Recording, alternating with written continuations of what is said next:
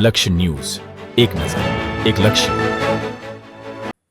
मन की बात कार्यक्रम अंतर्गत रक्तदान केम्पનું આયોજન વડાપ્રધાન નરેન્દ્ર મોદી દ્વારા દર મહિનાના છેલ્લા રવિવારે મન કી બાત કાર્યક્રમ યોજાય છે, જેમાં વડાપ્રધાન નરેન્દ્ર મોદી દ્વારા લોકોને માર્ગદર્શન આપવામાં આવે છે, જેથી અન્ય લોકોને મદદરૂપ થવામાં આ કાર્યક્રમ મહત્વનો હોય છે।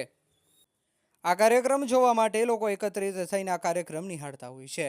ત્યારે આજે યોજાયેલા મન કી બાત કાર્યક્રમ પાટડી તાલુકાના વણોદ ગામના લોકોએ નિહાળ્યો હતો। સાથે વણોદ ગ્રામજનો તેમજ ભાજપ યુવા મોરચા દ્વારા એક રક્તદાન કેમ્પનું આયોજન કરવામાં આવ્યું હતું, જેમાં 150 જેટલી રક્તની બોટલ એકત્રિત કરવામાં આવી હતી। ખાસ કરીને પ્રેગ્નેન્ટ મહિલાઓને ડિલિવરી વખતે બ્લડની જરૂર હોય છે, ત્યારે તેમજ અકસ્માત અને થેલેસેમિયાના બાળકોને રક્તની બોટલની જરૂર પડતી હોય છે, માટે આવા સમયે લોકોને બ્લડ મળી રહે તે હેતુથી આ કેમ્પનું આયોજન કરવામાં આવ્યું હતું અને રક્તદાન કેમ્પમાં ભાઈઓ બહેનો મોટી સંખ્યામાં જોડાયા હતા। રિપોર્ટર બ્રિજેશ ત્રિવેદી, સુરેન્દ્રનગર।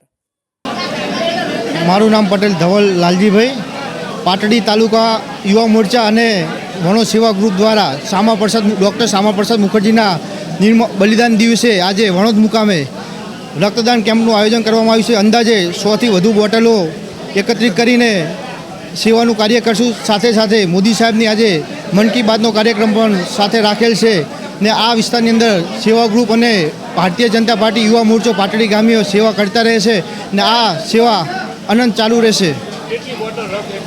અંદાજે 100થી 150 બોટલો, અત્યારે હાલ 100 બોટલો રક્તદાન થઈ ગયું છે, 150 બોટલ સુધી પહોંચી શકશે। આ મહેસાણા બેંકને આપવામાં આવશે। મારું નામ પટેલ વિપુલાબેન બિપિનભાઈ છે। આજે અમારા ગામમાં જે રક્તદાન કેમ્પ છે એમાં અમે સમગ્ર ભાઈઓ બહેનોએ લોહીનું દાન કર્યું છે। રક્તદાન એ મહાદાન છે। અમે કોઈના માટે ઉપયોગી થઈએ એ અમને ગર્વની વાત છે અમારા માટે।